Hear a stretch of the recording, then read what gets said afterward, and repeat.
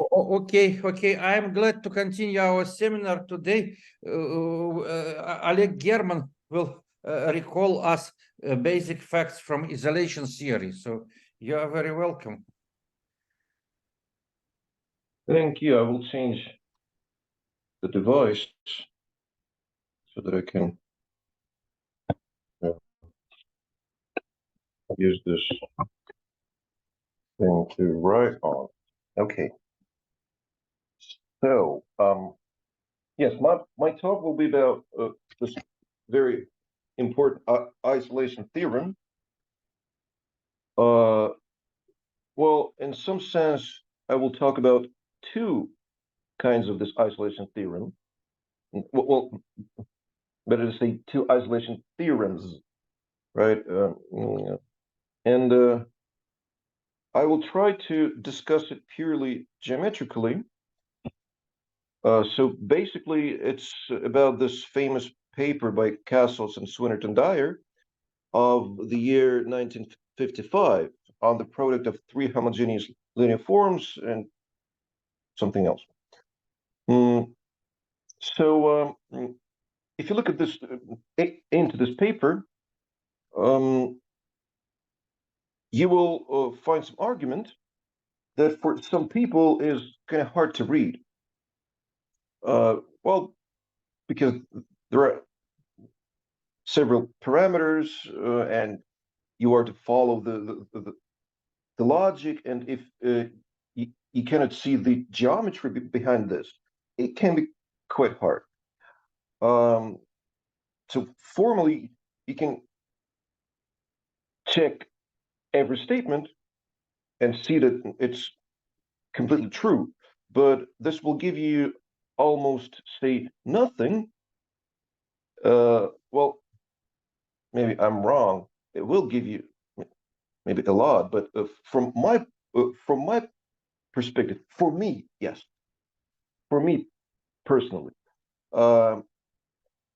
in my case, I understood something about the essence of this phenomenon only when I interpreted some steps in the argument geometrically. So what I'm going to do today, I will describe the proof, but I will try not to write down too much. I will try to draw many pictures. And I will try to show you that geometrically it is, well, not that difficult a statement. And I hope that I will be able also to show you that this famous Castles Swinnerton Dyer conjecture, which is sometimes called Castles Swinnerton Dyer Margulis conjecture, that it implies Littlewood's one. Okay, so the title will be Isolation Theorem. Oleg, are you writing something?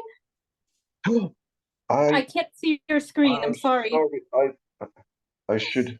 Yes, yes. In the screen, we do not see share the screen. Does it work? Oh, it is becoming better.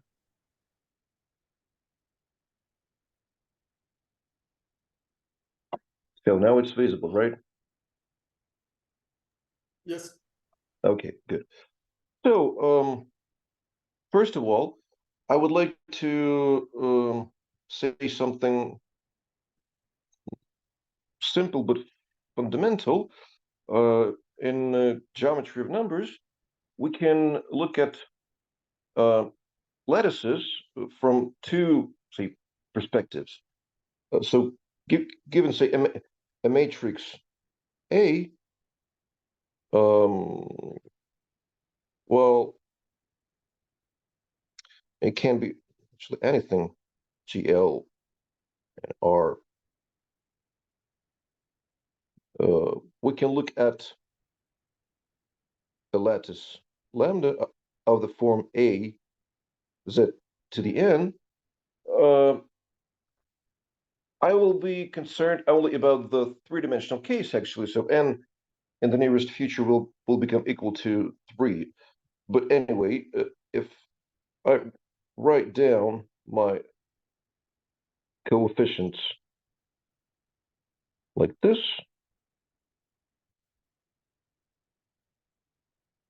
of my matrix A, and multiplied by each in integer vector, then I will get a lattice with the following vectors, obviously as a basis, right? Or I can look at, say, these linear forms with such coefficients and talk about the n tuples of values of these n linear forms at integer points. So if we look at our lattice lambda and at its points, so the first coordinate corresponds to the value of this first linear form at integer points and so on. So sometimes I will refer to this, say, kind of a duality, or I don't know how to call it. Anyway, let's come to the three-dimensional case and simply formulate the theorem. But before that, I will need the concept of an algebraic lattice. So let say, well, it doesn't matter, alpha, beta, and gamma be a basis of a totally real three-dimensional extension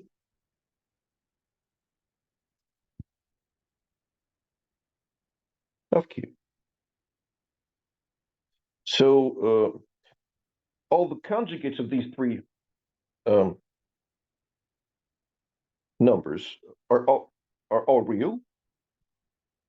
So we can consider, say, sigma 1, sigma 2, and sigma 3, which is the identity. The first one is the identity. The three embeddings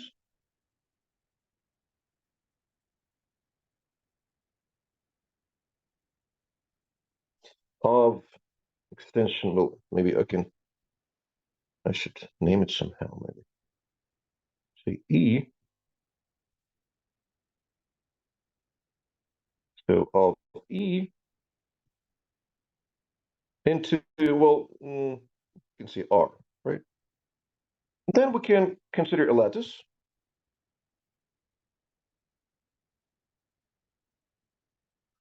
So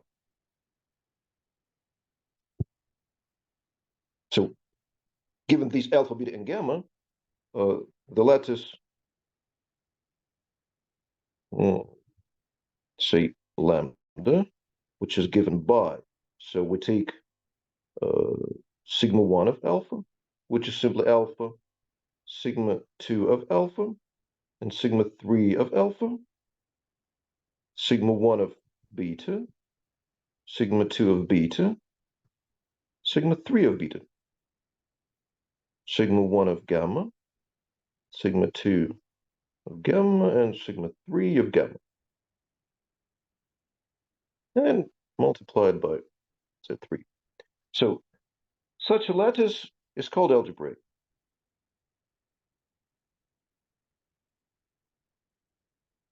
Or I wish to call it algebraic. I'm not sure whether this term, algebraic lattice, is canonically, tied to this case. I think I have met several versions of it, but they're more or less the same. Next, what I need is another concept, the norm minimum. So the quantity, say n of lambda, which is defined as the infimum over all the points, how can I call them, say, v in lambda without the origin, and I take the product of v1, v2, v3, meaning that, well, this v equals this v1, v2, and v3, right?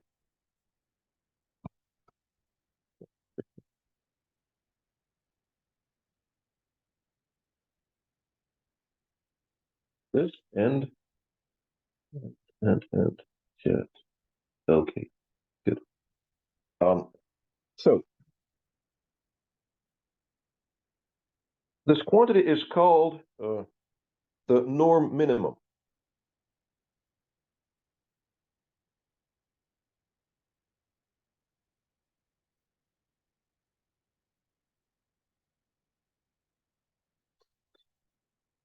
And well, of course, this quantity can be considered for any given lattice in any dimension, not necessarily for the algebraic ones, but in the case of algebraic lattices, this quantity is always positive, which is almost obvious from the following point of view. So imagine that alpha, beta, and gamma are algebraic integers, right? So then such a product equals the norm of alpha, which has to be an integer, right? So it is separated from zero by one, okay? By the unity.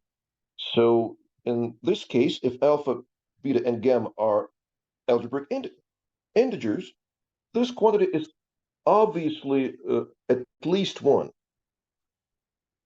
Well, if they are not, we can multiply them by their, say, common denominator, make them integers, and, well, the rest is simple. And a very famous question is whether these algebraic lattices and their images under the action of, say, diagonal non-degenerate operators are the only lattices with positive norm minima. So, proposition. If lambda is algebraic or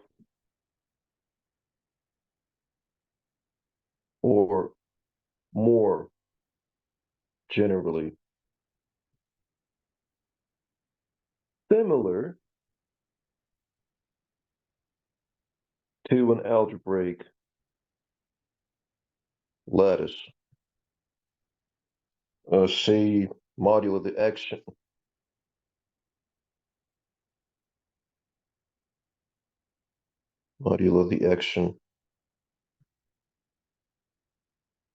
of the group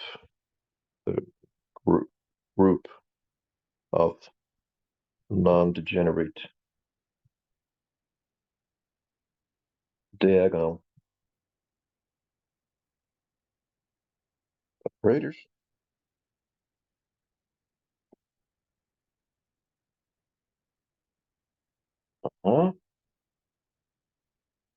Then the norm minimum is positive. Okay, this is a simple statement. Now, a conjecture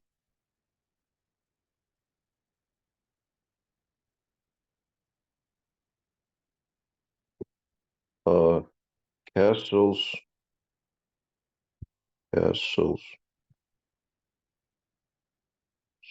Winnerton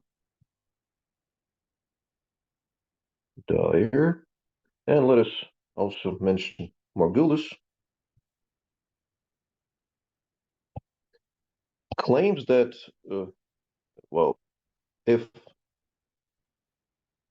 we are talking about the three-dimensional case. Actually, this conjecture is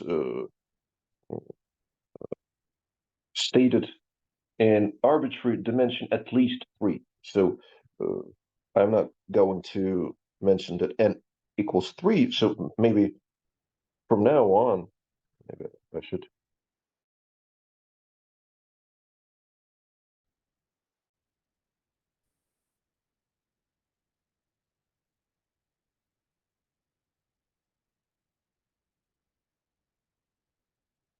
We have n equal to 3. Okay. So if the norm minimum of a lattice is positive, then lambda is, and I will copy this, similar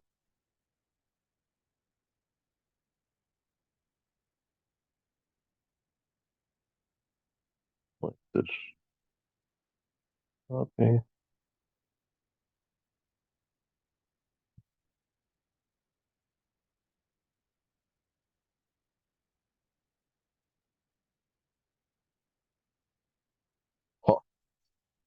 Like this. So actually, this statement, I don't know when it first appeared, when it was formulated for the first time, but the first written evidence, it is contained in the before in the paper I mentioned before, by Castles and Swinnerton Dyer. And they prove an isolation theorem, which I'm going to talk about today. And they derive, from this conjecture, Littlewood's conjecture, using this isolation theorem. So maybe it's reasonable to remind what conjecture Littlewood is.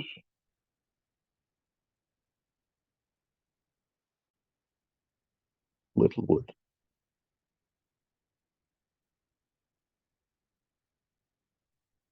So given two arbitrary real numbers, say, I don't know, alpha and beta, for each alpha and beta real, the lemma over all the, let me write it down. Say n times, I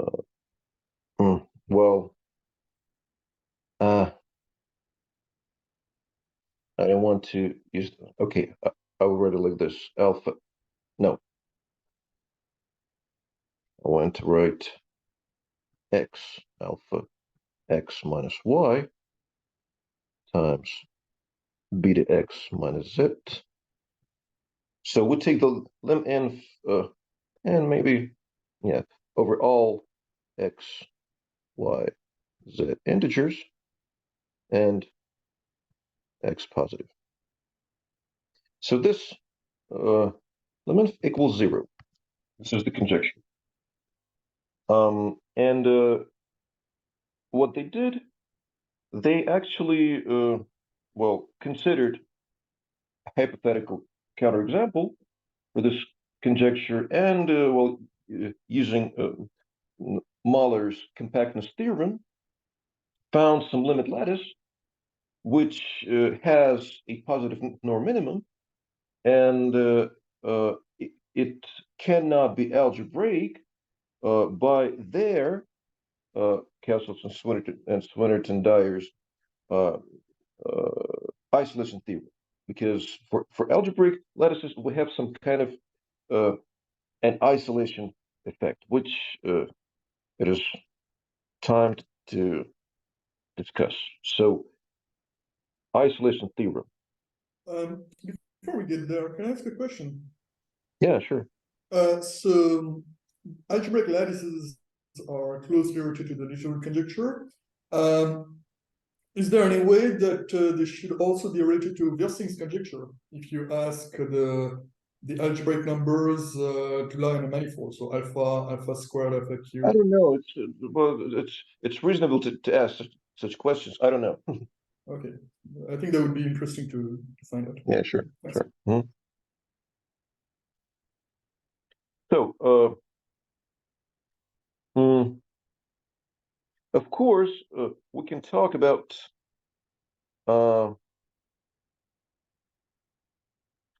lattices with simply positive norm minimum, but well,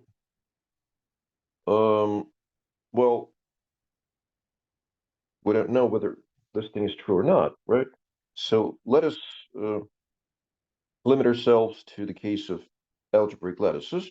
So let lambda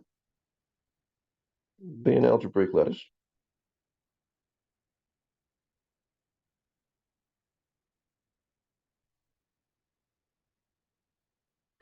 And well, once again, if we take into account this similarity module of the action of this diagonal group, of this group of diagonal operators, of course, this isolation theorem will hold for such non-algebraic lattices which are similar to algebraic ones. But since we obtain such non-algebraic lattices from algebraic ones simply by this, say, hyperbolic shift, by the action of a diagonal operator, there's no loss of generality if we consider only the algebraic case. So let lambda be an moreover, it is also quite clear that, well, applying an appropriate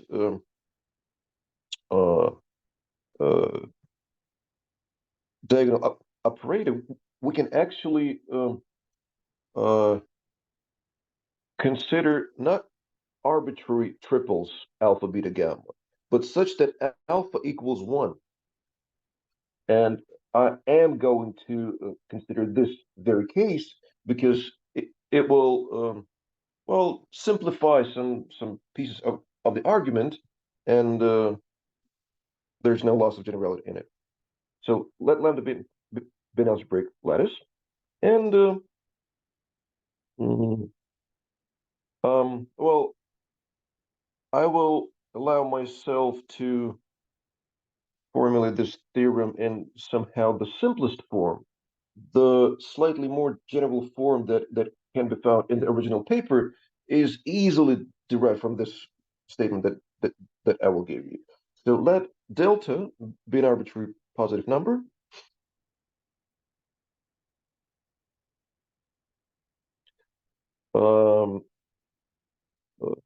Then there exists epsilon, well, which of course depends on delta, such that for every well, for every lattice, say gamma, in the epsilon neighborhood,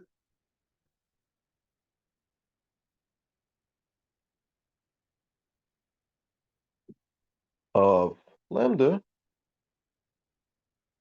we have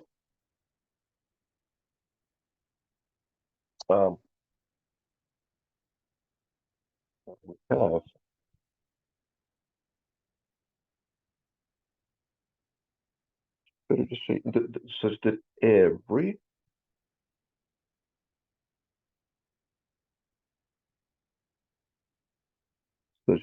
lattice gamma in the epsilon neighborhood of lambda contains well, a point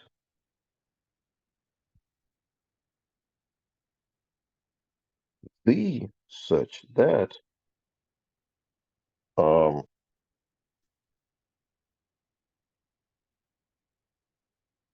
Well, if we take the product of its coordinates,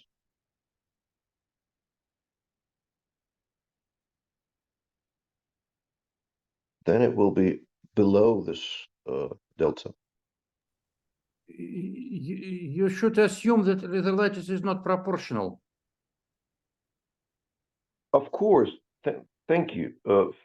Every lattice gamma, yeah, sure. Sorry about that. Yeah.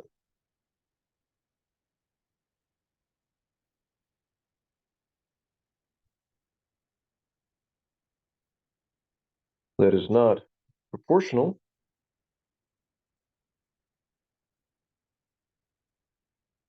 to lambda, right?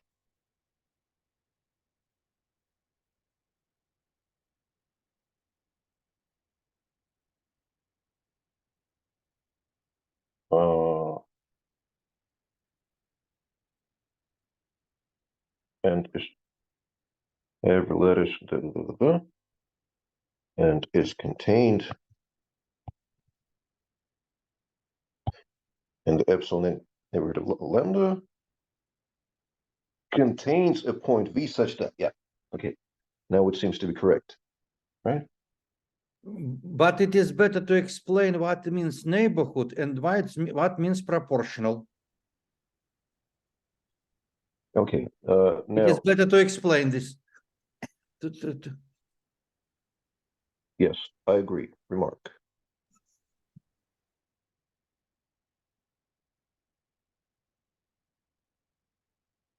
What is epsilon neighborhood?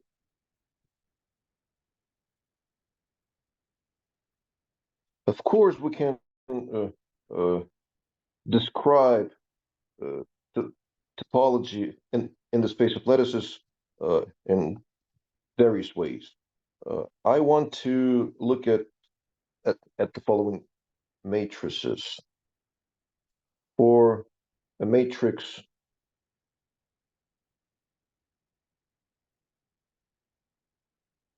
of matrix Aij,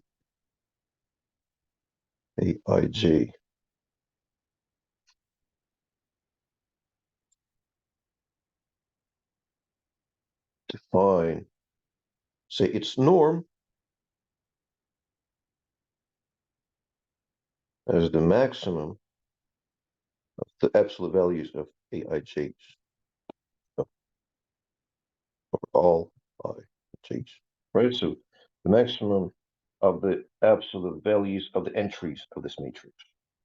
Say the sup norm, if you like. And the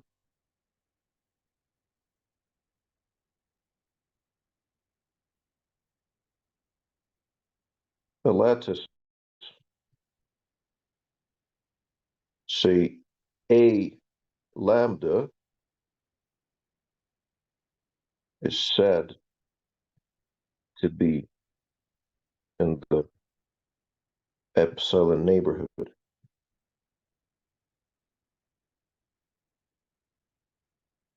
of lambda if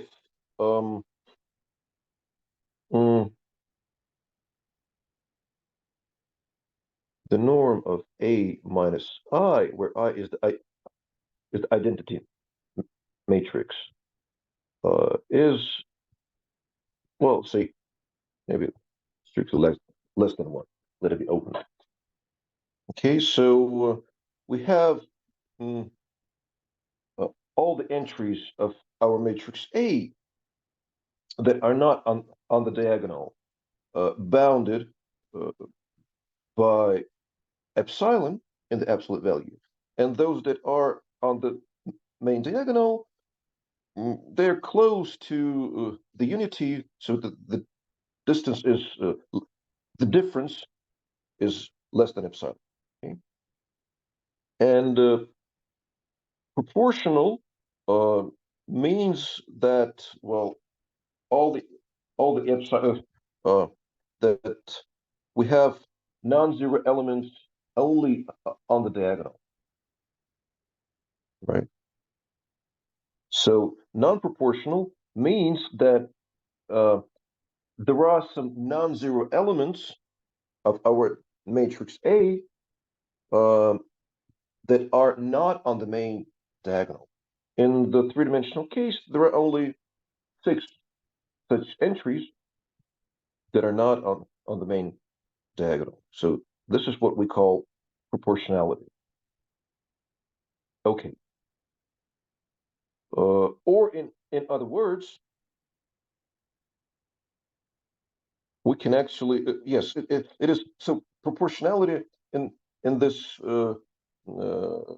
meaning is equivalent to being similar to lambda modulo the action of the group of diagonal non-degenerate operators. Okay. Now what I hope it's clear. Is it? It doesn't belong to the orbit of geodesic flow. Of geodesic flow. Yes. Mm-hmm. Well, do we want to normalize everything so that the lattices are unimodular? Maybe. I don't want to do that. You do not want. Okay. But it is not a problem because you may multiply by diagonal matrix all the time. So it is not a problem. Sure. Yes. Moreover, actually, the epsilon neighborhood that I will want to work with will be of the form, well, I will want the diagonal elements be equal to 1. Of course, if we prove for such a quasi epsilon neighborhood, then multiplying by something 1 plus something small or minus something small will not change this statement. So it suffices to consider only matrices A with the ones, with the unities on the main diagonal, and something small, less than epsilon, everywhere else. So the statement is that if we fix this small delta, then if we consider an arbitrary A, matrix A, with ones on the main diagonal and something small, less than some bound epsilon everywhere else, then this statement, the existence of a point V such that these two inequalities hold, will be true. Now, what do we want to do first? Prove this theorem or discuss how Littlewood follows from it? What do you choose? What do you prefer? Are there any suggestions? What should we do first? Derive Littlewood from Castle, Swinnerton, and Dyer, or prove the isolation theorem? I think the isolation would be more. Okay, good. Let's then discuss the isolation theorem and its proof. Okay, so proof. Well,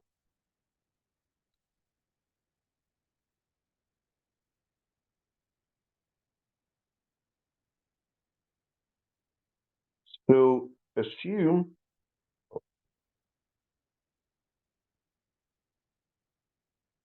our lattice lambda is obtained by, say, 1, 1, alpha, beta, say, sigma 2 of alpha. Oh, I don't want to do. Let me write it alpha prime, alpha double prime, beta prime, beta double prime. So these are the conjugates.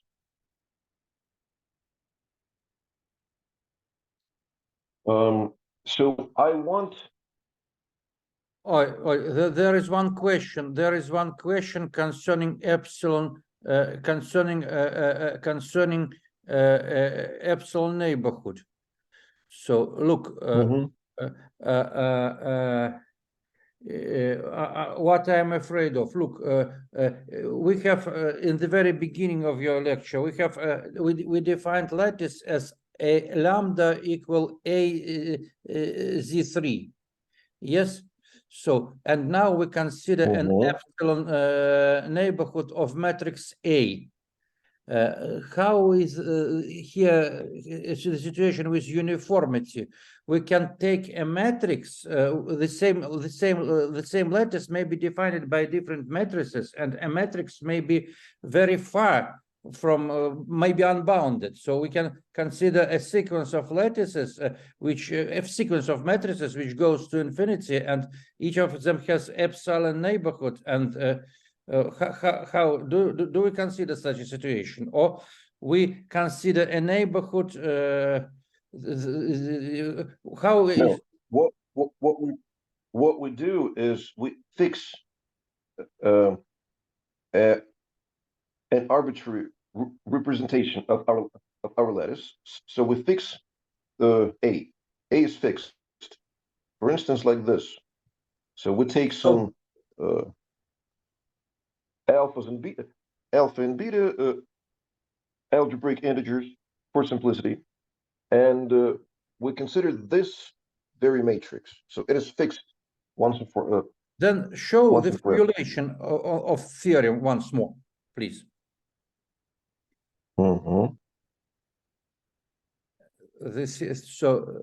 Then in the there exists epsilon depends not only on delta but also on the matrix. I agree. Okay, not on lattice but on the matrix. I agree. Because otherwise you can take basis. I agree. Far away. I agree. I think it is a very good comment. This was this observation was written in chat by Anton.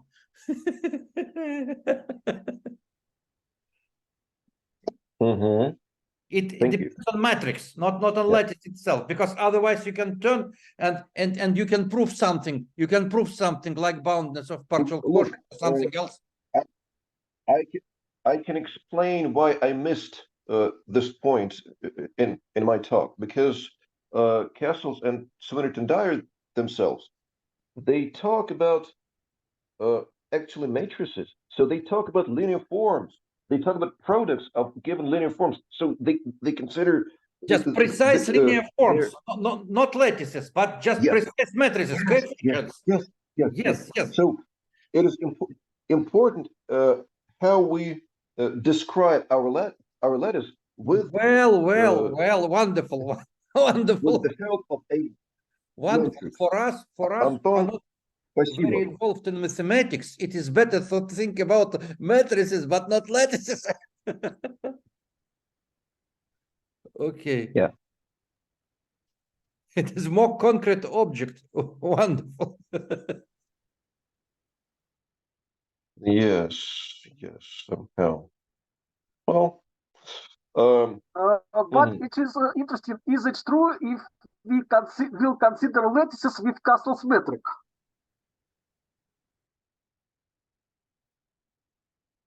With Castle's metric? There is a metric in a space of lattices, and it may be a natural. It may be. We may consider it's likely it is true. So I think that if our metric defines the same topology, then of course it's true.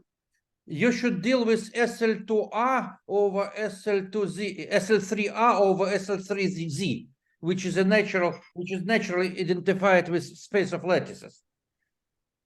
Well, SL3R over SL3Z.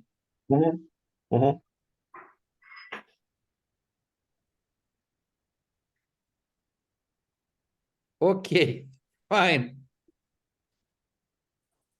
Okay. So what I want from my wait a second. It's A here, right?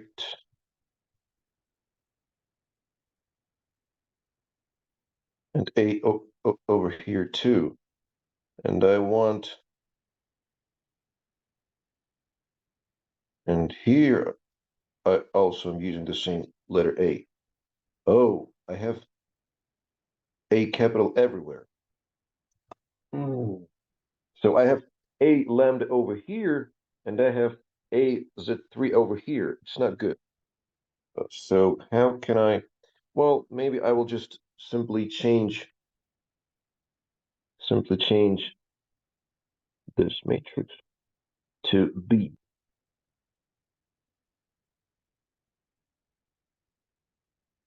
So B,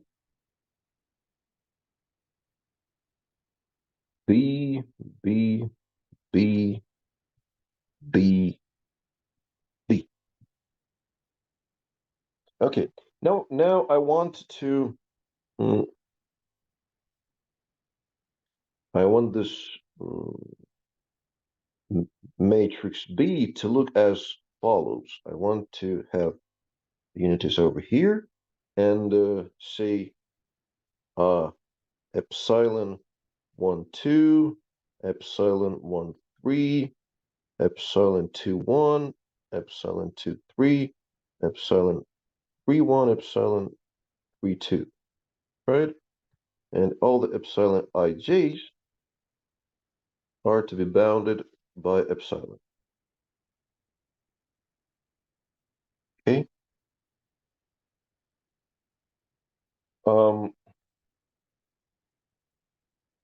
And not all the epsilon ij are 0.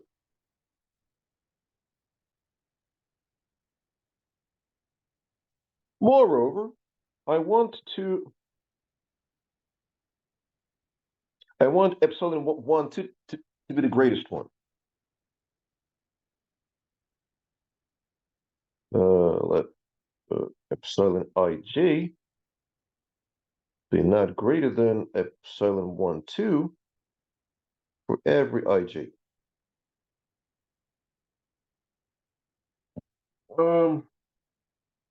Otherwise, we can just change coordinates or linear forms and so on, or change the order of the elements of the basis of lambda. Okay, or see, we can say that all the other cases can be considered by analogy. Well, it's true. Well, this choice will just simply help me to draw pictures which are appropriate for this case. Okay. Now, the basic tool that I'm going to use will be simply something like a Kroneker's theorem. So basic lemma.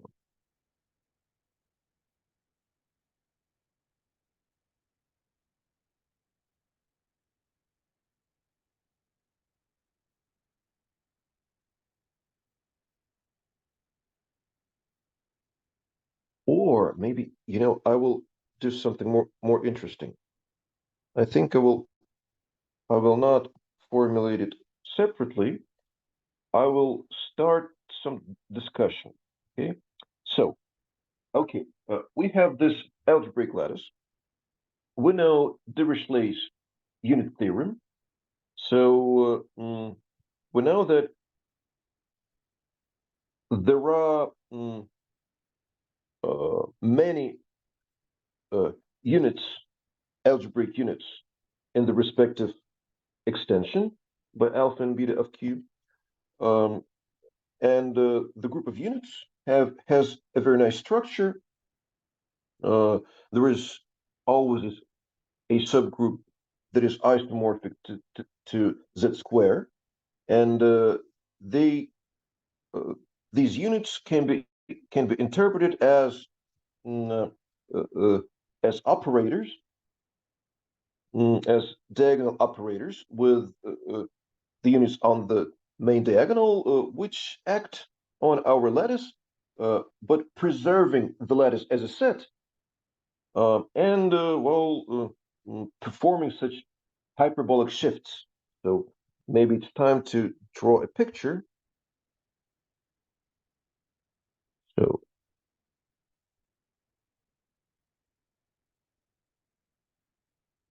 say, let it be X, this Y, and Z over here. Okay. So what we have by Dirichlet's algebraic units theorem is that there are, well, say, we can say two operators which are diagonal of determinant 1 with positive entries on the main diagonal, which preserve our lattice, and they take, say, what is going to be very important now is the following hyperbolic surface. I will try to draw it somehow.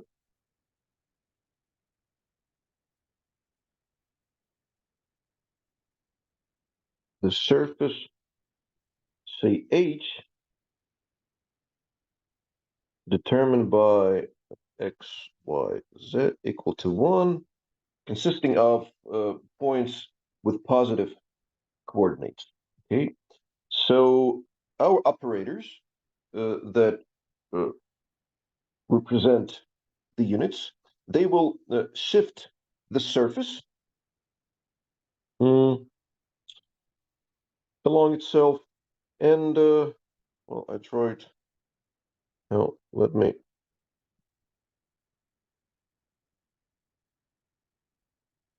You see, I draw the picture in such a way that here I have the point with, say, 1, 1, 1, right? And our operators, they shifted somehow, like in this direction,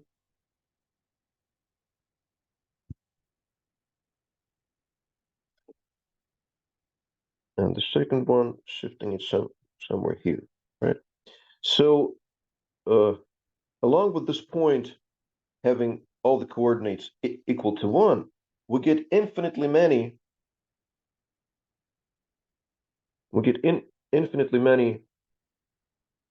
points that belong to the surface, and which also belong to our lattice. This is the point. Now, it is very useful to look at this surface from the point of view of the logarithmic map. Now, I want to apply the log mapping. And I obtain the following, say, following log x plus log y plus log z equal to 0 plane. And here I have a regular lattice. So this is the image of the point 1, 1, 1, which is just simply 0, 0, 0, right? Right. So if we look at these three quantities as coordinates, then we get a two-dimensional subspace in the three-dimensional space. And well, say we will have some kind of a lattice, right? Over here. of the points that are the images of this point 1, 1, 1 under the action of all these of all the combinations of these two operators that correspond to say basic units. This is actually a picture which can be met when proving the Richelieu theorem. Now, I want from this picture several important directions. Say, I think, two triples of lines. So let me repeat this very same.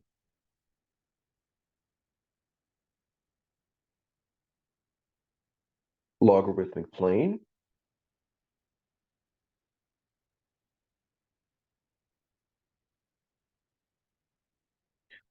Plane.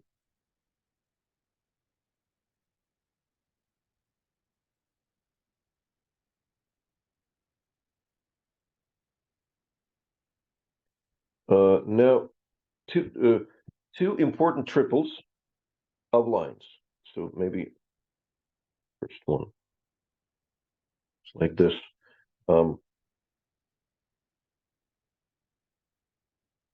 Now here we can consider, say, a kind of a hyperbola, a kind of, determined by the condition y is equal to 1. Then here in this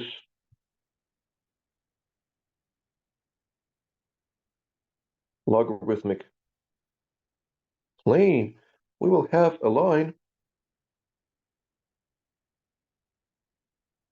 like this.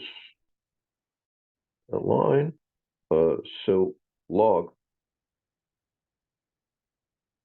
y equal to 0. The same thing can be done for x and z, but I will need only one of the three yellow lines, right? And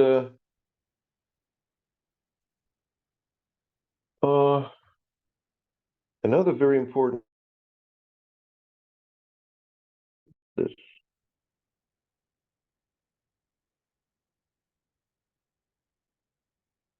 It will be the line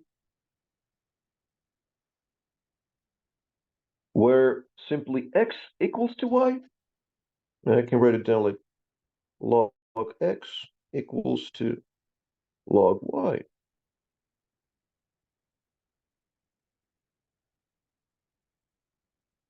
So the condition that x and y coincide, of course, gives us a similar condition on their logarithms. So here, at this picture, we indeed have a line passing through the origin, and the fact that I want to use is the following. So if I maybe it's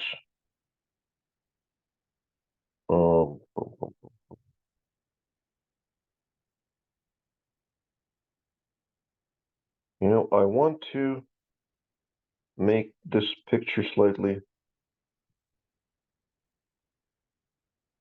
bigger with the help of the following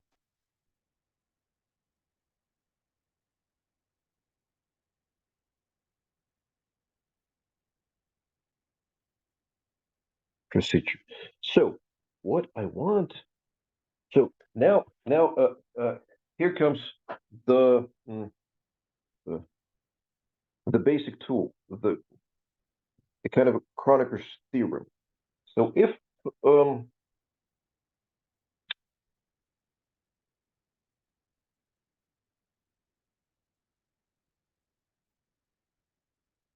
I take this line where x equals 1, x equals y, and draw a parallel one anywhere I want. And suppose we're given some very small width,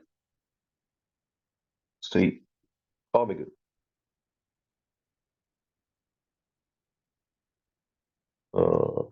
Which maybe preserve this one.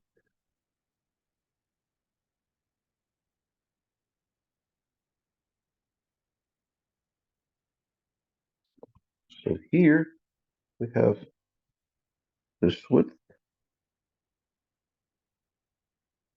equal to omega. So the statement is that for each omega,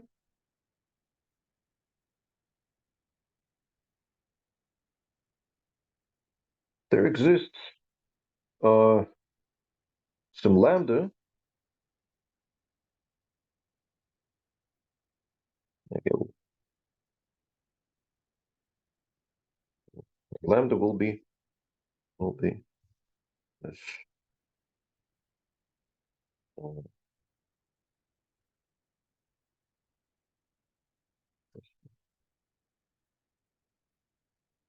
This will be lambda.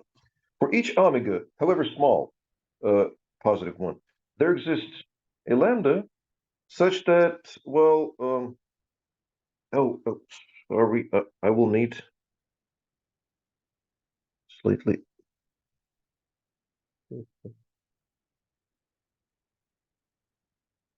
This, okay.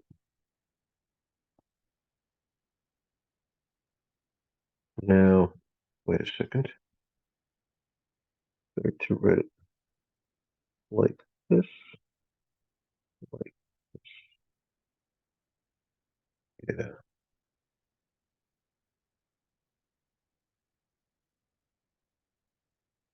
Okay. So I want to consider such parallelograms with their sides parallel to, say, green lines, this green line, and these two ones parallel to this one. Well, they don't look that much parallel, but anyway, assume that they are parallel. So the statement is that for each omega, there exists a lambda such that wherever I place this parallelogram, no, this parallelogram. But then you need to assume some irrationality condition. Sure.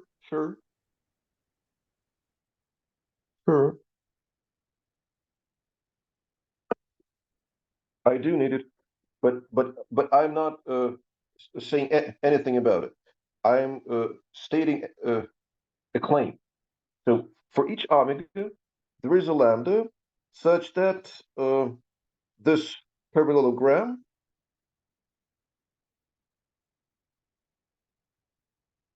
this one contains a point from, and let me here, from this their lattice. Now the condition of irrationality is indeed crucial, but we do have it because look, what does this condition x equal to y mean? We agreed that the point 1, belongs to our initial lattice lambda.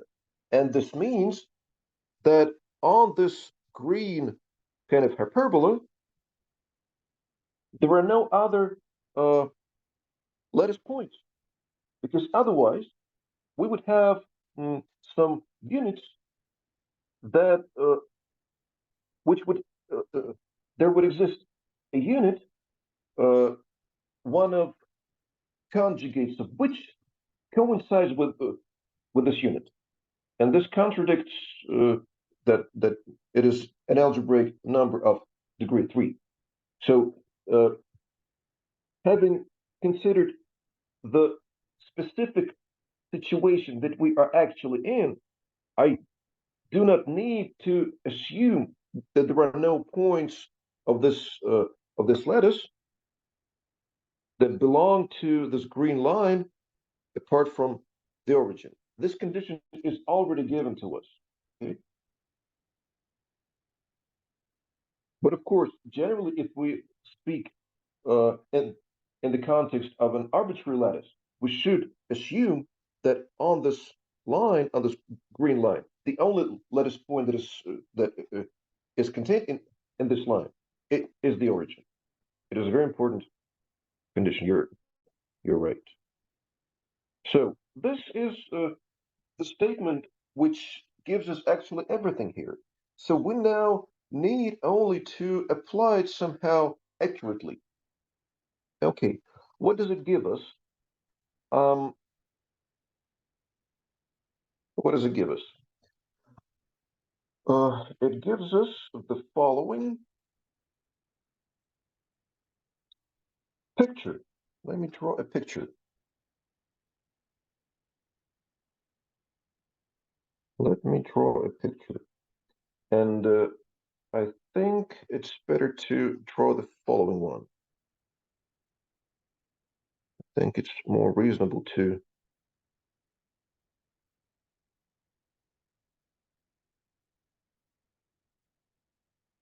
consider the following.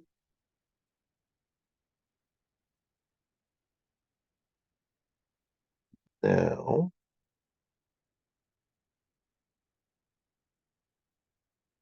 I want to make it look as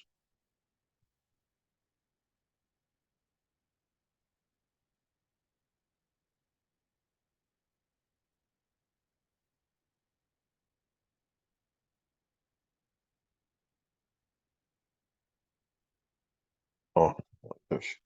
And here we have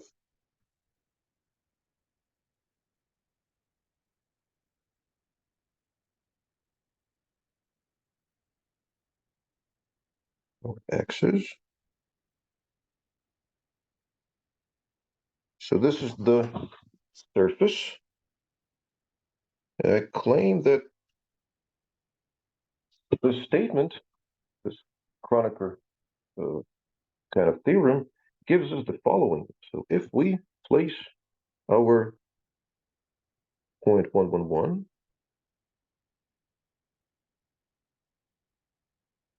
over here, and this is the origin, and we consider our yellow line,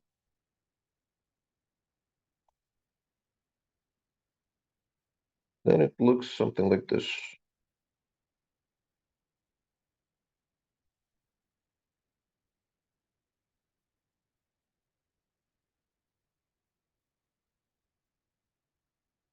Okay. And here, I want to have some bound, say, well, here you have x, y, z, right?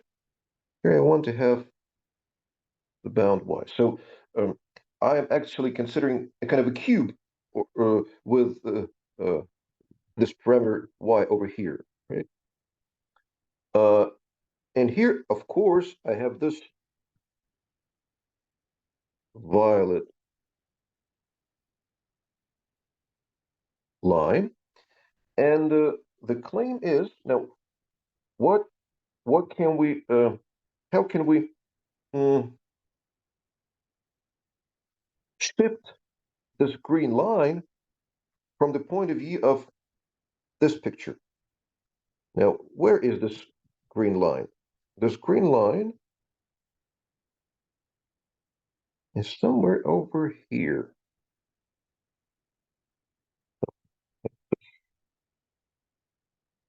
This, and it goes here somewhere, right?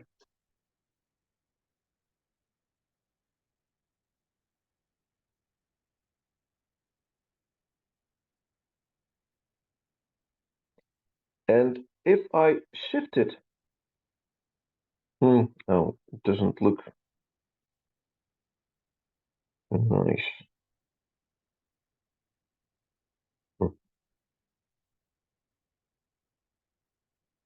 Change slightly. I apologize for the delay. I want to make it look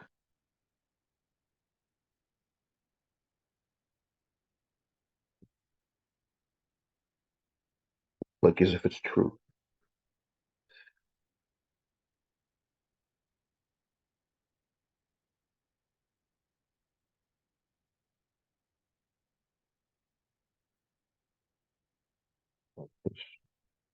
Like this. Now, I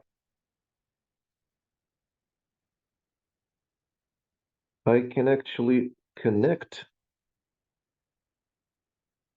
with which color, with which color, which color. Okay, I can draw something more.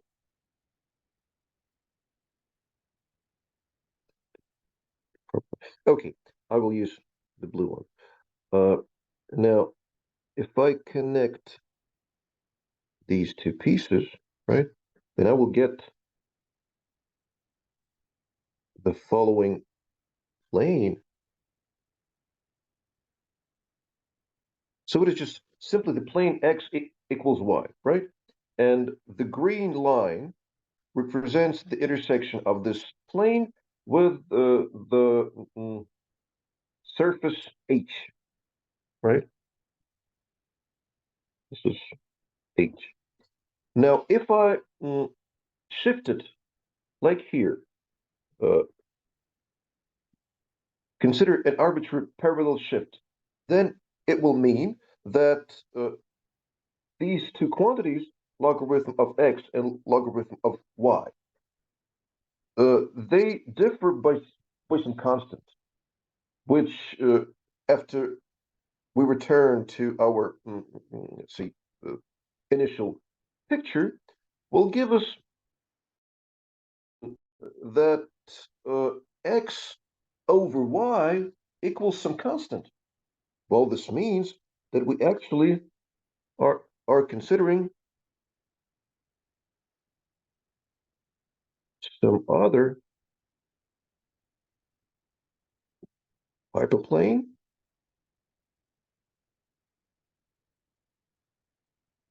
which passes somehow like this.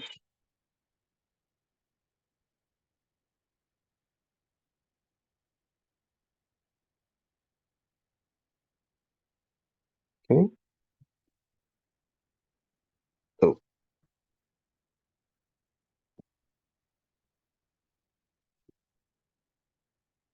Like this. Yeah.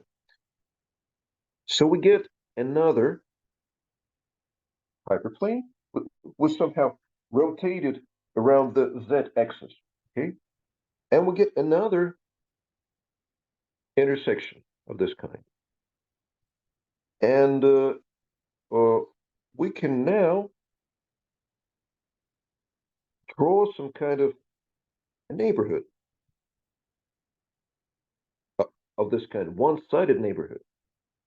So we take, say, something like this. We take something like, should go somewhere.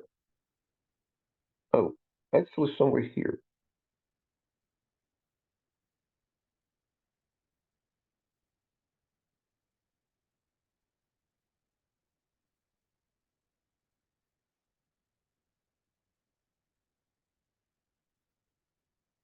Okay, now this region over here,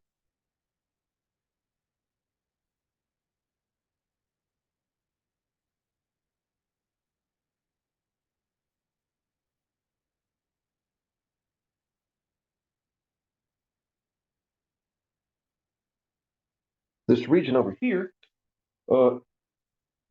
contains a point which is the image of this point 1, 1, 1, under the action of some operator corresponding to some unit.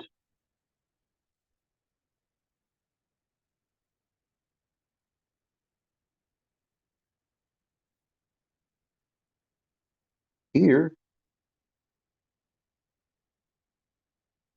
there's a point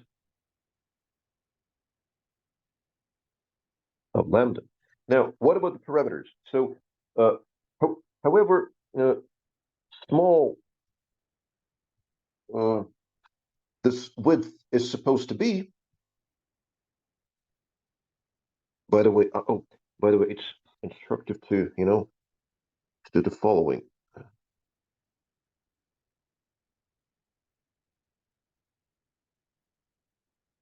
Like this, and like this.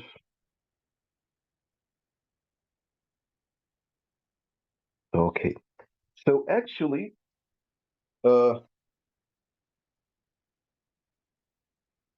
this pre-image of this parallelogram is this kind of zone which is between two planes, two blue planes, and it is cut by these planes and these yellow segments.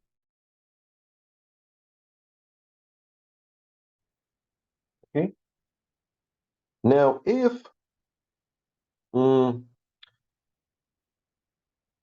I'm working with this setting, so I have this matrix B, which somehow changes our lattice lambda. What is the simplest case which can be analyzed from this point of view? And currently, we only know that however small width is taken here, well, we can find some gamma over here, right?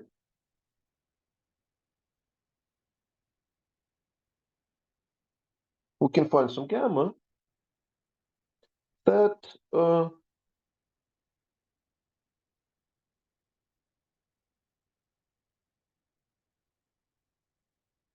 will make this region to contain a lattice point. By the way, I think that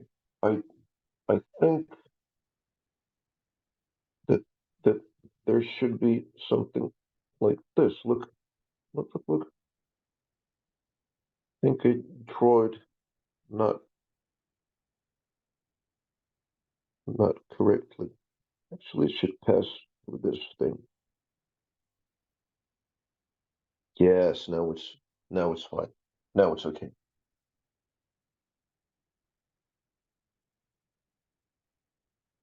Because it is simply the plane y equal to 1. So this yellow line is the intersection of the plane y equal to 1 with the surface h.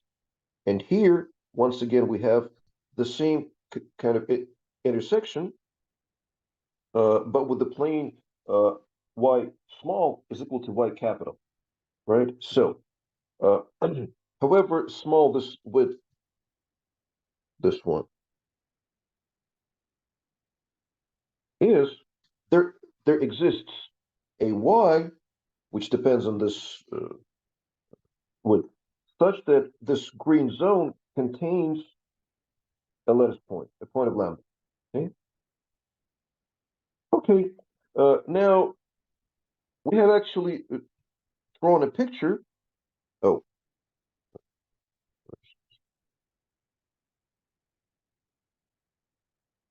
We have drawn a picture for the case when, say, all the epsilons here are 0, but this one.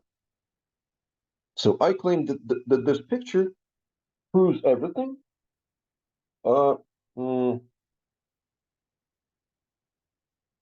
And let me comment on this. So, and then see how we should change our argument in the case when all the the other epsilons are arbitrary, but satisfying this. But if we consider just one non-zero epsilon, it means in other language that we have a point from omnipotent flow.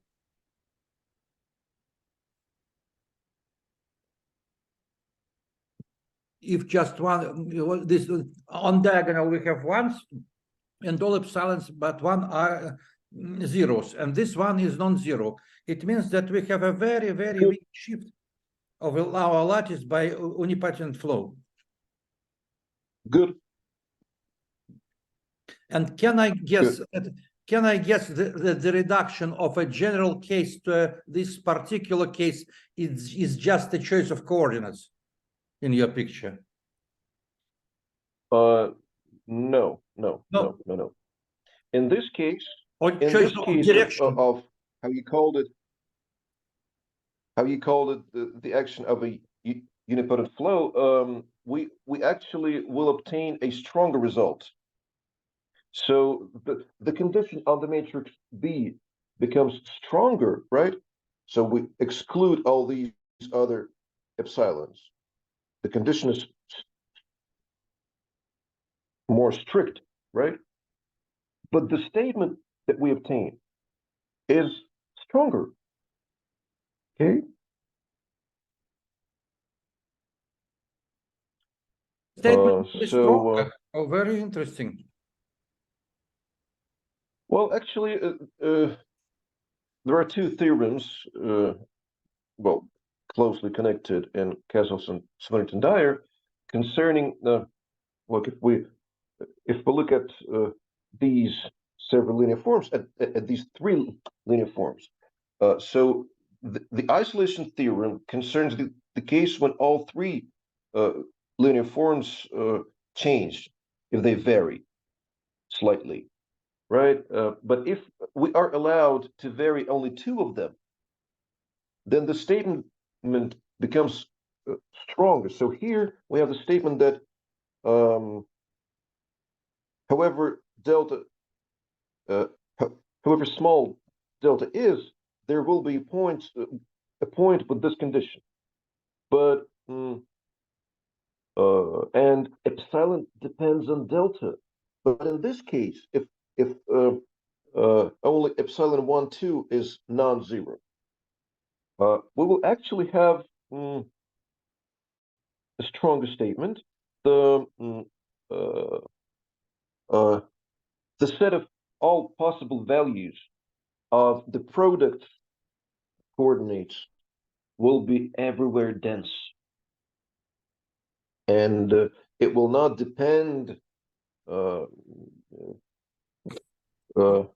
any.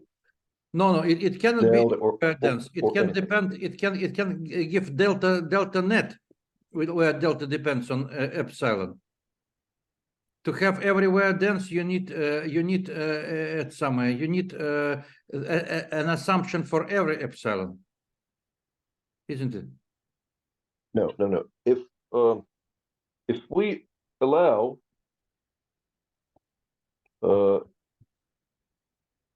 only this part of the matrix to have something not non-trivial, and here we have zeros.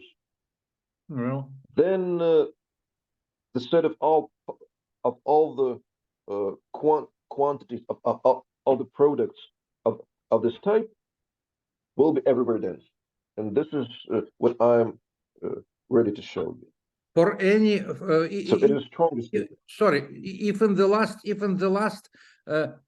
last line we have zeros and arbitrary epsilons up in upper lines, then the product is dense.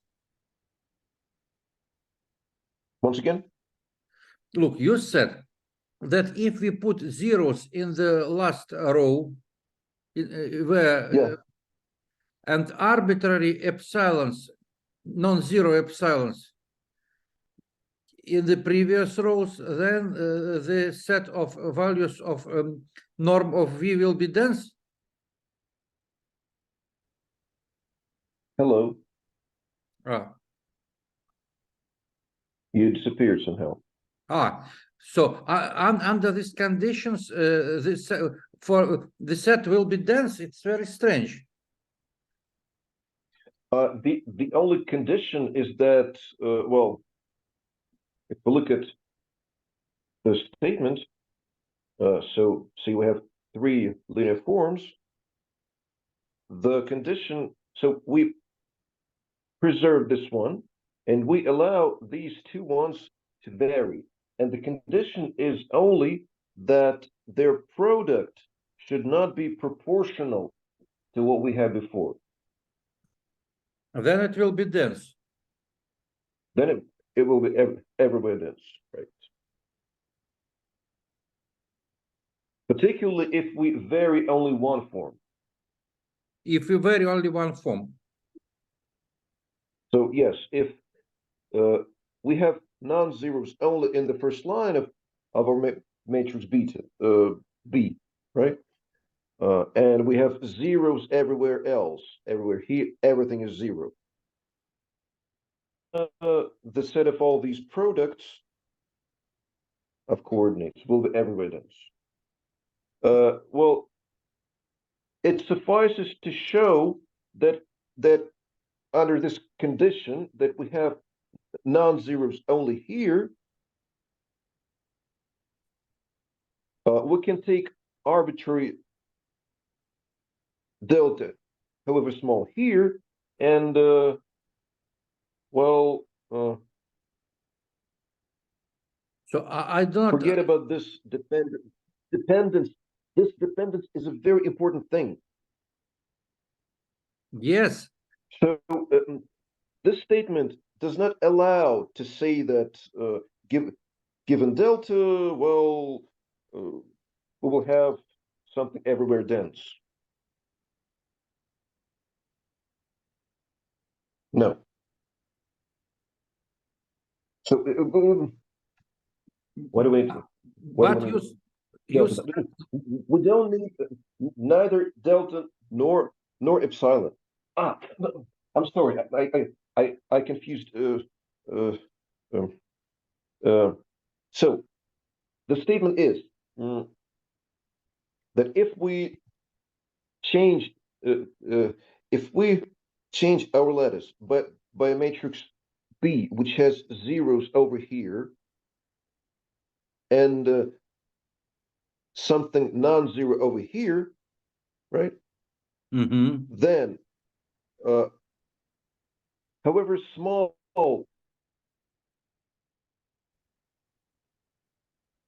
there will be a point with this condition.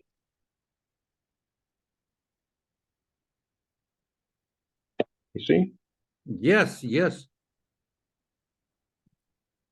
And this implies the set of these values is everywhere dense, because we can take this specific point and multiply it by all the integers, and we'll get a very dense progression, right? And if delta is arbitrarily small, then the resulting set of values is, of course, everywhere dense. But let me show you the argument, and maybe it will be more clearer. So here at this picture, once again, we have these kind of, maybe it's better to color it also with this green color. Like this, yeah. So what we have here, I want you to see what is drawn in this picture. Imagine a book. So these blue planes are its pages, right? And they are, well, cut somehow by this surface H, right? Or these pages, they cut something in the surface H, right? so all these blue planes, they pass through the vertical coordinate line, okay? And we have, I think it's reasonable to write down what this is. So this is y equal to 1. You see? So we take this, oh, maybe it's even better to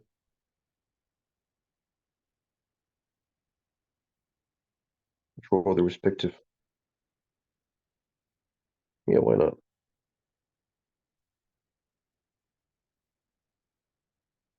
Something like this. It's a bit skewed, but so this yellow plane is simply defined by this relation, y equal to 1. And this plane is defined by y equal to y small equal to y capital. So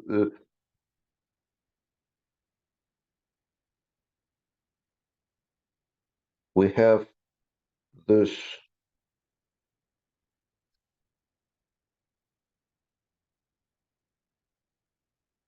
church deity.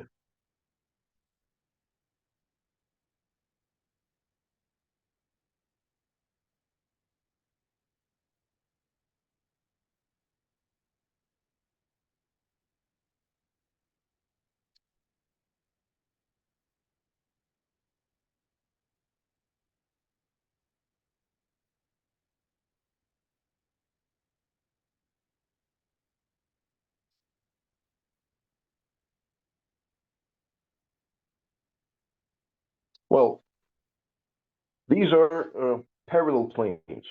Maybe it's no more clear, is it? And these two parallel planes and the two blue pages, these two blue pages, they cut this green region in our surface H. So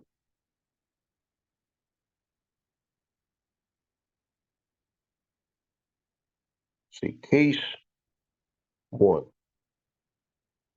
the simplest case.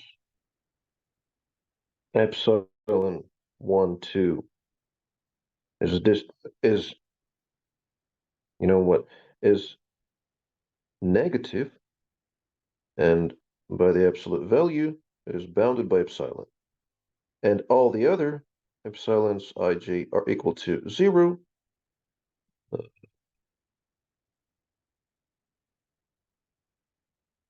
If the pair ij is distinct from the pair 1, 2.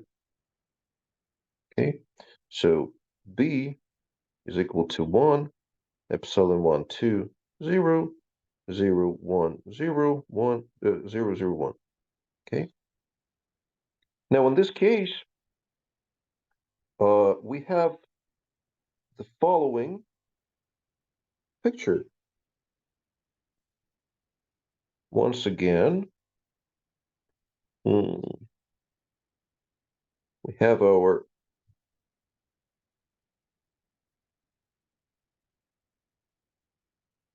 surface, right? Like this. Okay, and what does it mean that, well, we consider the product of the images of the points of lambda? Well, it means actually that we'll look at the values of these three linear forms at our lattice points.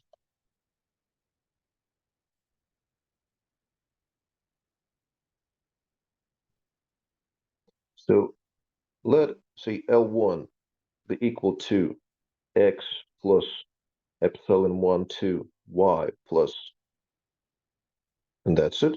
See, 0 times z, right? L2 be equal to, well, 0 times x plus 1, well, plus y plus 0 times z, right? And L3 equal to 0 times x plus 0 times y plus z. So we are concerned with the product of these three values, L1, L2, and L3 at the points of lambda.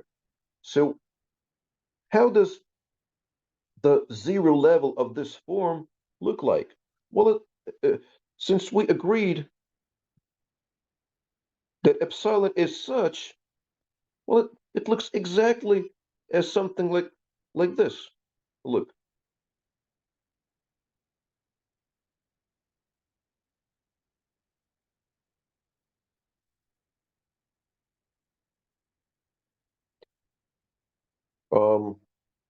We have,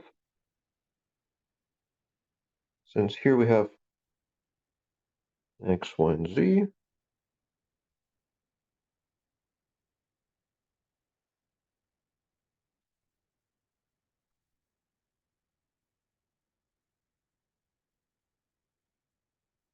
it actually looks like this.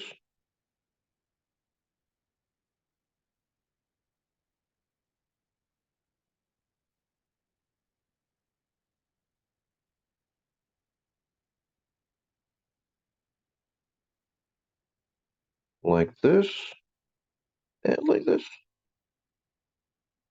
Maybe.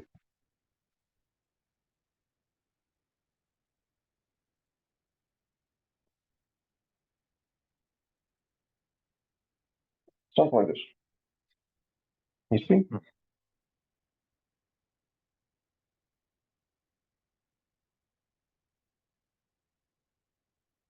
Now, what do I want? I want now to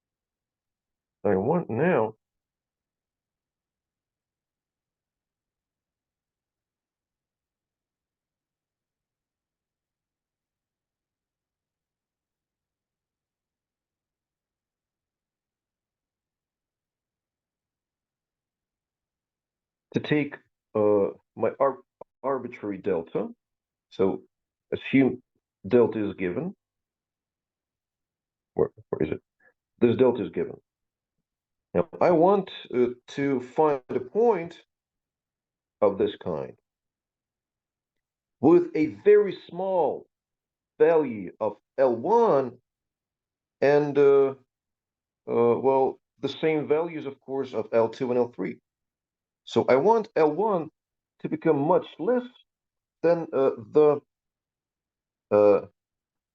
what? Than the first coordinate of this point.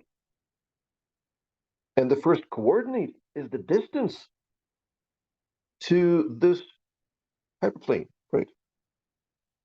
To the plane, to this hyperplane. This is the first coordinate. Now, if I now draw my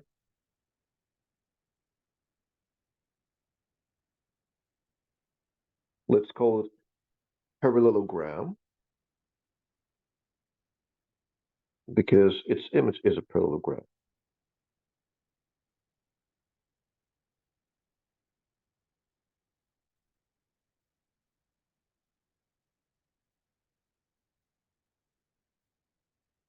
Then if, well, we are within this nice situation, so we're given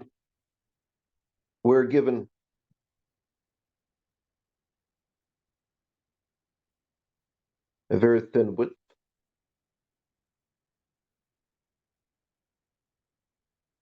arbitrarily thin, and we find the point of a lattice, of our lattice, of lambda. Then what can we say about the value of this linear form L1 from the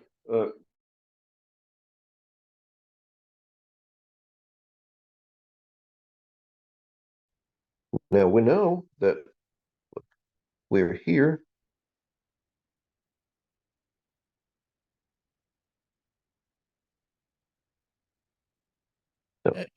and this page is 0 level for lambda 1, for L1. yes, indeed. Page yes, of a yes, book, yes. page of a book, leaf of a book is 0 level. It's the 0 level. So this is the 0 level For L1. of L1, yes. Now, since this width is arbitrarily thin, no matter where this point is, no matter how far it is from the origin, and how close it is to this horizontal coordinate plane, we will always have, say, look, I will try to draw down the projection down into the horizontal. Oh, maybe I can copy something. I think I can copy something from here.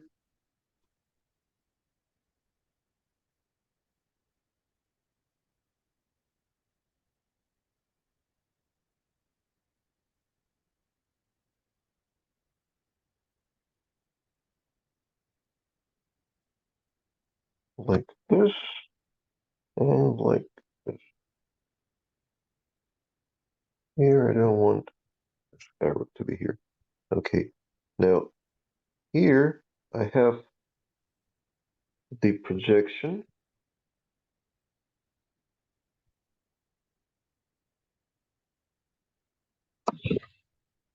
Oh, I think I should have probably drawn it.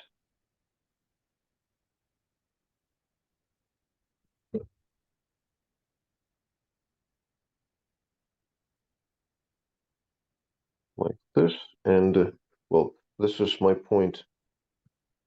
This is my point. And here is its projection. I don't know, this kind. And well, this distance is huge compared to this one,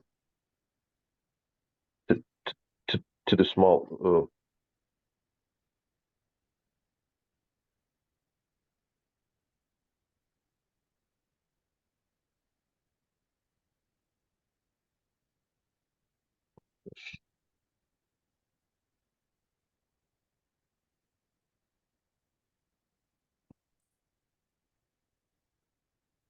Okay, so I take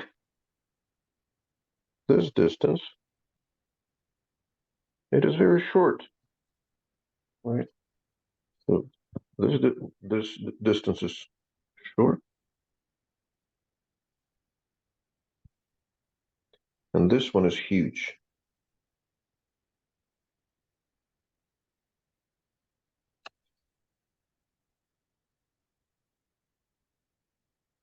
Does it look reasonable?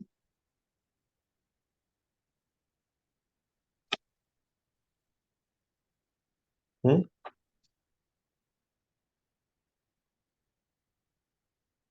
Yes. This green is huge and yellow is short. Yeah, so we have managed to make the value of this form L1 at some lattice point very small compared to the first coordinate of this point. But the second coordinate and the third question. one. And what Yeah. is where is in your picture the value of non-perturbed lattice of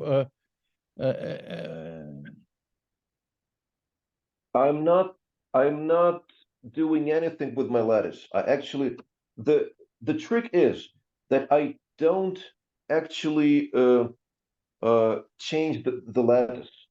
I am changing, not changing, I am considering 3 additional linear forms. So actually what I want to do is when we consider You such a- compare linear form, non-perturbed linear form is related to lattice minima, and you consider another linear form L1 which does intersect this norm surface. Yes. Exactly, Okay, yes. okay. So I want Now to everything is clear. preserve. So this, Yes, I want to preserve the lattice. I don't want to consider the images of the lattice points under the action of the operator B. I want to consider the lines of my matrix B and look at them at some linear forms and yes, look at you the consider values of these values of linear forms linear at forms lattice on point. you do not change lattice, and you consider just values of new linear form L1 on it. And because of epsilon, this linear form is a cite from a book, is a letter, is a leaf from a book. Yes, yes. So if this point was V, Wonderful. say V. So if this point is V, here we have V. For this point V, we get that the product L1 of V times L2 of V times that L1 of V is much less than V1, right?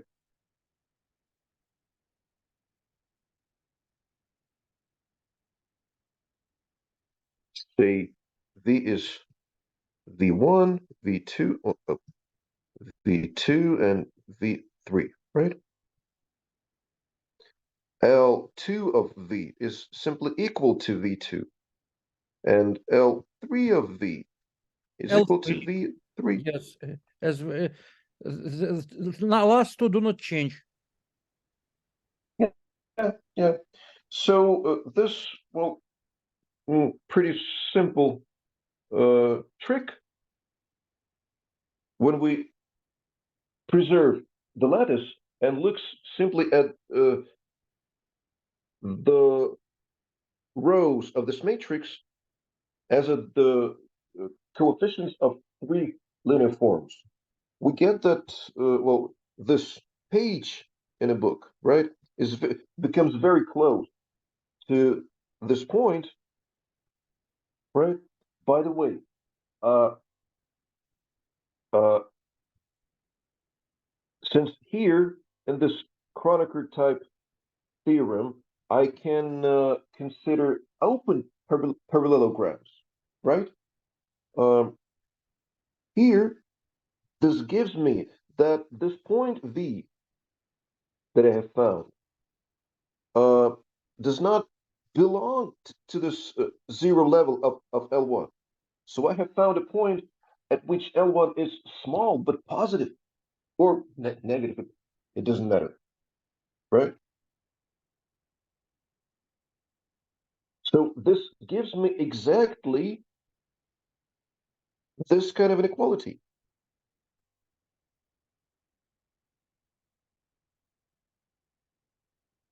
Here we have greater than 0. It is an important thing. So at least for from the point of view of Littlewood's theorem,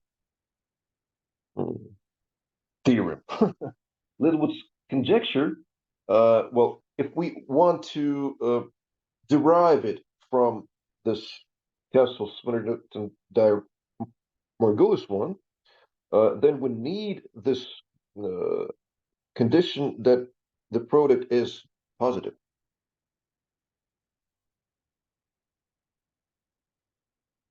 So you see, in this argument, we took delta arbitrarily small, and we found a point, well, at which, well, this L1 becomes as small as we want. So we do not actually need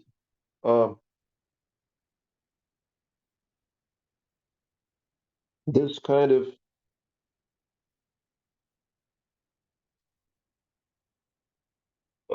bound, actually. So we don't here. So remark. In this argument,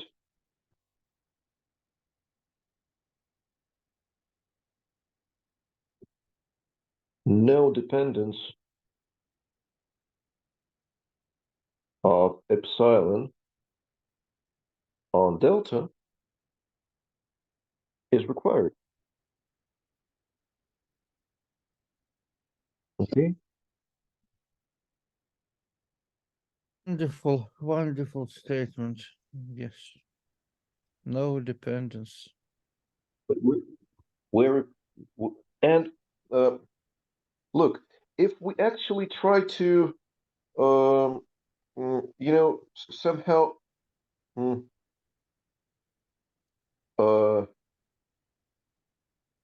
vary this linear form, adding something non-zero over here, will anything change?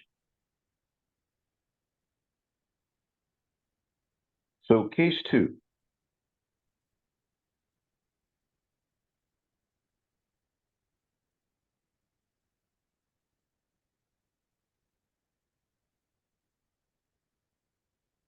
Case 2,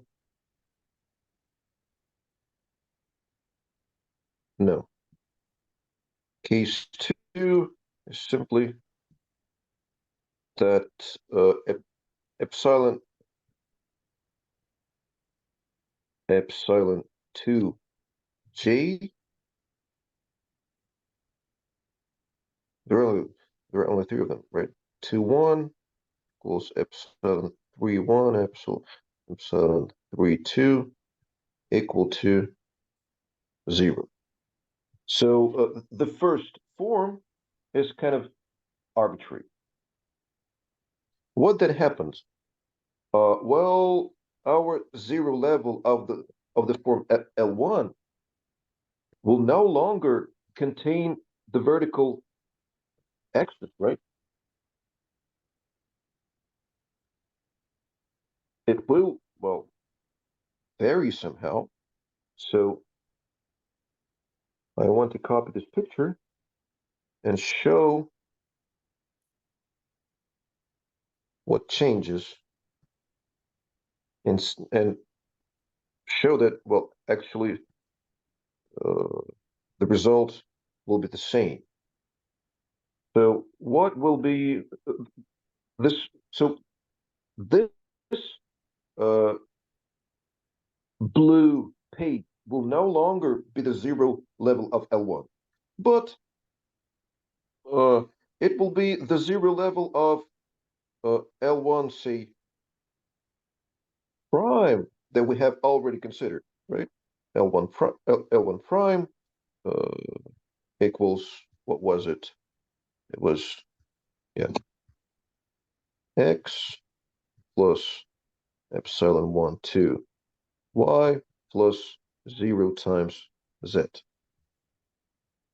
But L1 already equals x plus epsilon 1, 2, y plus epsilon 1, 3, z, right? But how can we obtain our, oh, which color can we take? Oh, red one. Red one is good. Well, it will change somehow like this.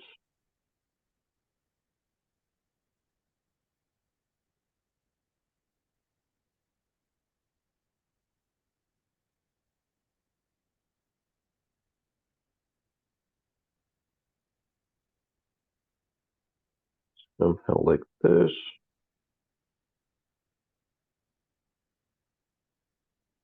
Okay. But if we- then red line on the logarithmic surface will be not a straight line. Of course, indeed, it will not be a straight line. That is why I am preserving the blue page. Of course, you're absolutely right. But the only thing we care about is that, well, the farther this point that we find for L prime, of course, right? The farther in this direction it is, So you mean that asymptotically well, it will go close to the line of the previous wonderful. sure. This should be familiar to the people from dynamics. I'm sure. So I can write down the following observation for large values of which coordinate. See, this is a point V, right? This is a point V. Let it be V. So which coordinate? The second coordinate for large values of V2. The point V will be close to the red plane because it belongs to the surface x, y, z equal to 1, right?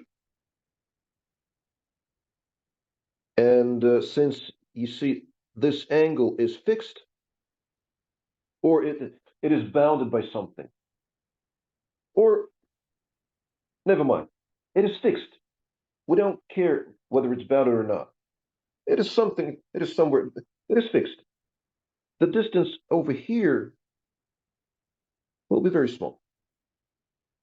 So the argument is the same. This gives us the same statement as we had here, right? So we have we know now how to make this L1 of this kind, of this more general kind, arbitrarily small, preserving L2 and L3 as simply coordinates, okay? And the final case 3 for this kind of simpler statement, which becomes stronger actually, right? Is that, well, only epsilon 3.1 and epsilon 3.2 is equal to 0, right? Then we have L1 like this, right? L2 will be epsilon 2.1 x plus y plus O. I missed 2.3 over here. Epsilon 2.3, right? Epsilon 2.3 and L3 is 0 times x plus 0 times y plus z.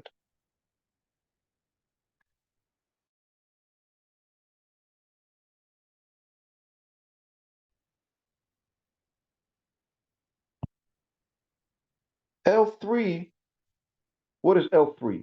L3 is the distance to this horizontal coordinate plane, right?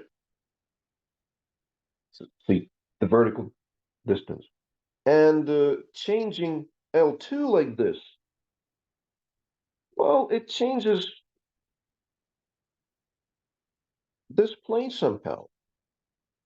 And once again, for large values of once again, for large values of v2, large values of v2,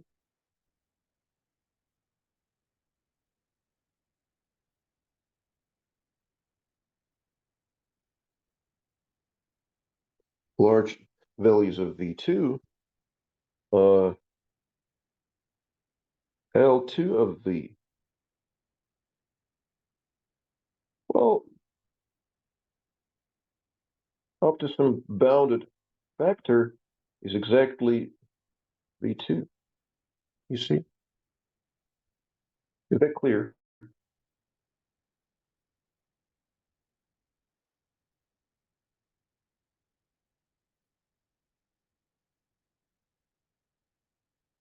I think everyone is already tired because we've been discussing it for 2 hours. Yes, yes, it is. But it is clear. What shall we may continue, or we may. Indeed, we are a little bit tired, but there are two opportunities to continue now, or to continue once more time next time, because it is very clear. I think it is good for us to listen, because everything is clear and everything visualized. What do you think? We can indeed we say Well, I think that we spent 2 hours. Huh? We spent 2 hours now. It is quite, difficult to be attentive for more than 2 hours. Yes, You yes. see, so if a person is interested, then well, it seems reasonable to continue in a while, maybe some other day, because maybe it is actually, reasonable. Maybe it is reasonable because I think in any case, I think we put this recording on the independent site, and people will be able to look there, as well as I can send the link for this lecture, and as well as the link for Barak Weiss's lecture, and we may continue.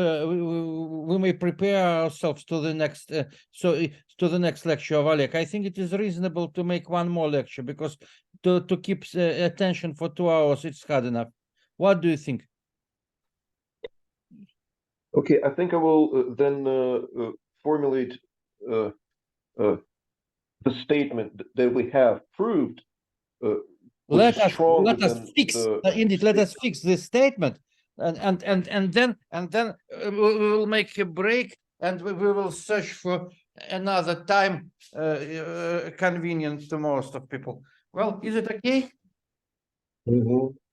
And I will send the reference. I will send the reference to the link. It be ready in a few days, I think. I can send right now a link for Barak Weiss lecture to everybody.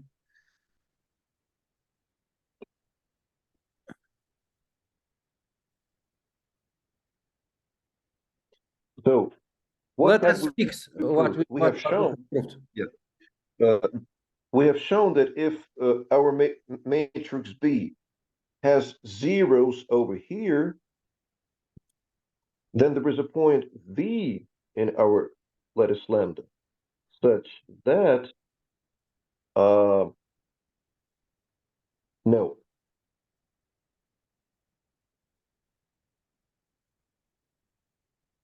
Yes, such that for W, which is the image of this point, say W1, W2, W3, we have the product of these W's.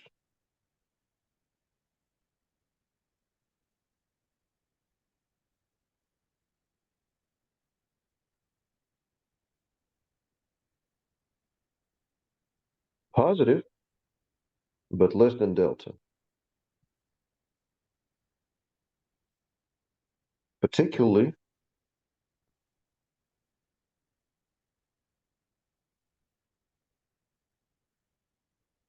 there is no dependence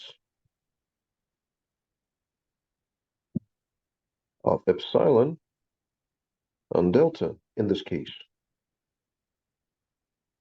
In this case.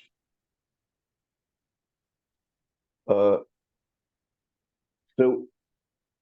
if we reformulate it in the language of Castleton and Swinnerton-Dyer, if we have a decomposable form in three variables with integer coefficients, then if we alter two of these linear forms in the decomposition, but we preserve the third one, then the set of values of this new form at integer points will be everywhere then. This is the statement. So the restriction But did not prove density up to now. We just prove. No. Look, delta is arbitrarily small, Yeah. and for each such a delta, such a point exists. Yes. So if we simply multiply by some TW, right?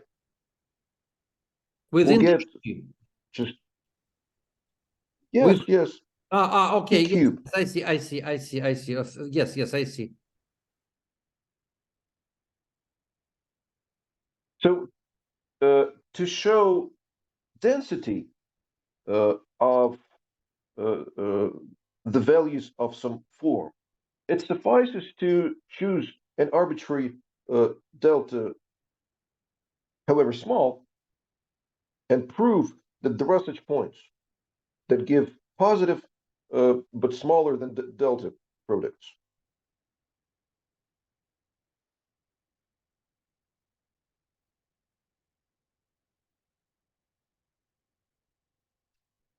Okay, so it actually requires some thought to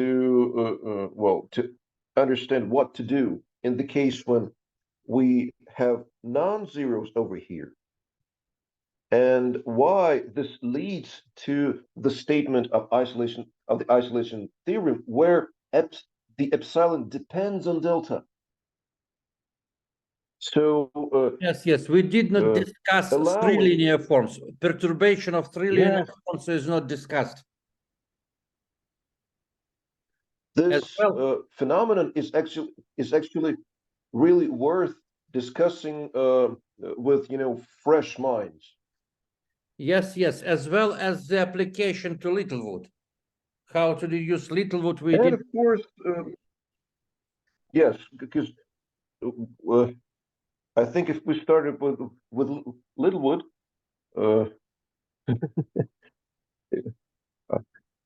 I would have told you even less. Great, wonderful.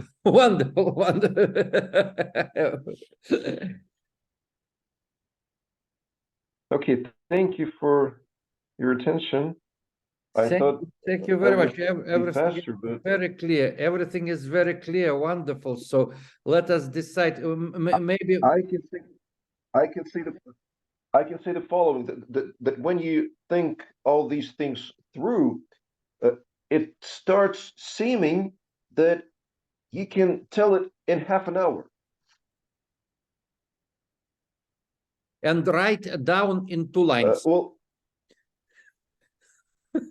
kind of.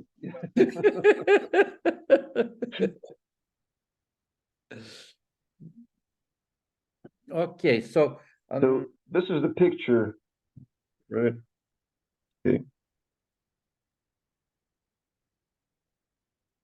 Okay, so let's make a break, I guess.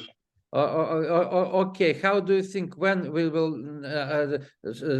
continue? Maybe just next Monday at the same time. Not to think about. Well, it depends. Or There is a probability, a non-zero probability that that next Monday I will have to get my family to the railway station Oh, you have at this time, I see, but I see. but it's not for sure. Well, then I will understand whether I will have to do that or not. Maybe we'll think a couple of days on when to continue. Okay. In couple of days we will decide, because the exposition is very clear, and if you it is much easier to listen to Alex's geometry than to read paper, because he clarifies what's happening with very nice geometric interpretation.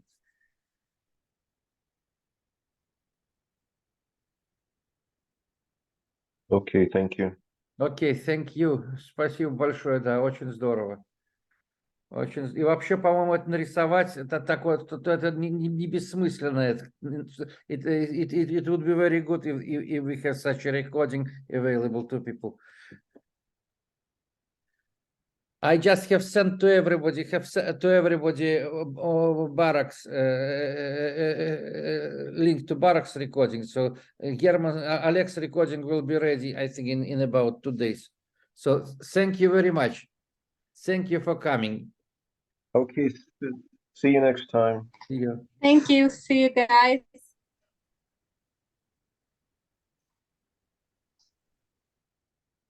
Но там, понимаете, Олег, там действительно есть азы, тут у меня впечатление, что в динамике очень много лишнего, потому что тут вот это ходы близости, это прямо как в динамике. Что притягивающая траектория, что вот она притягивается, траектория этого самого притягивается. Ой, ну, вы понимаете, у нас запись идет, да? Так, давайте, да, спасибо большое, да. Спасибо большое. Значит, мы сейчас уже выключаемся, да, понимать будем потом, и в следующий раз мы тоже запишем. По-моему, очень полезная запись вообще сегодня создана. Так что да.